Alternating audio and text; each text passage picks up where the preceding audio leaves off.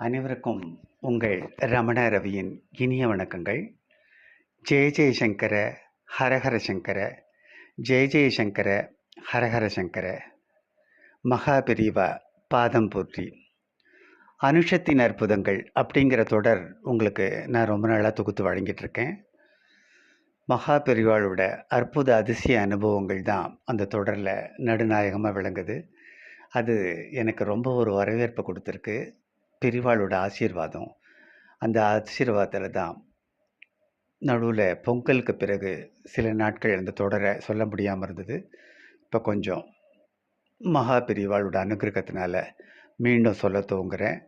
இன்றைக்கி நம்ம ஒரு குழந்தைக்கு அனுகிரகம் பண்ணினதை தான் இன்றைக்கி சொல்ல போகிறேன். குழந்தைங்கள்னா அவருக்கு காமாட்சி அம்மனை தான் தெரியவா. அந்த குழந்தைகளுக்கு காமாட்சி அம்மனோட அருளும் நடமாடும் தெய்வமான பெரிவாளோட அருளும் கூட சேர்ந்து வந்திருந்தா என்ன நடந்திருக்கும்? வாங்க கதைக்குள்ள போகலாம். அன்னைக்கு சங்கர மடத்தில் பெரிவா சந்திரமௌலீஸ்வரர் பூஜை பண்ணிட்டு இருக்கா. பொதுவாக பெரிவா சந்திரமௌலீஸ்வரர் பூஜை பண்ண ஆரம்பிக்கும் போதே எல்லாரும் பயபக்தியாக அவர் பண்ணுற பூஜையையும் பெரிவாளையும் பார்க்கலாம், சந்திரமௌலீஸ்வரையும் பார்க்கலாம். ரெண்டு ஈஸ்வரங்களையும் ஒன்றா சேர்ந்து தரிசனம் பண்ணணும்னு எல்லாருக்குமே ஆவல்.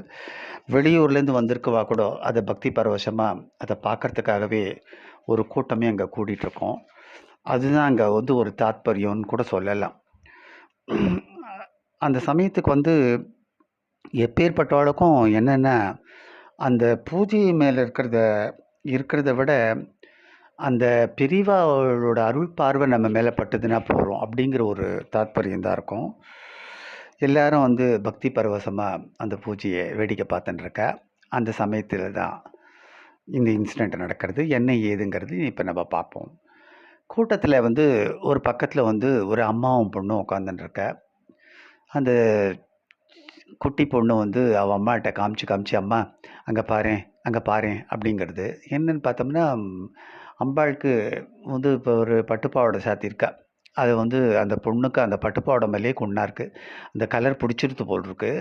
அதனால் அது பிராணத்தை எடுத்துன்னு இருக்குது. அம்மா எனக்கு அந்த பட்டுப்பாவோட வேணும்மா, எனக்கு வாங்கி கொடுமா அம்மா அப்படிங்கிறது.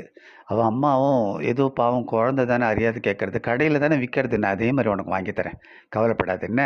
நம்ம முடிச்சுட்டு காமாட்சி அம்மன் கோயிலை கிராஸ் பண்ணி போகும்போது பிஎஸ் பட்டு சென்டர்ன்னு இருக்கு பாரு, உனக்கு தெரியுமே. ஆமாம், அங்கே போய் உள்ள நுழைஞ்சு உனக்கு என்ன கலர் பிடிக்குமோ குழந்தைக்கு அதை நான் வாங்கி தரேன், சரியா? இல்லை எனக்கு இதே தான் வேணும். சரி பெரியவா பூஜை பண்ணுற, ஓன்னு அழக்கூடாது, அமக்கலம் பண்ணக்கூடாது, பெஷாம இரு அப்படிங்கிற.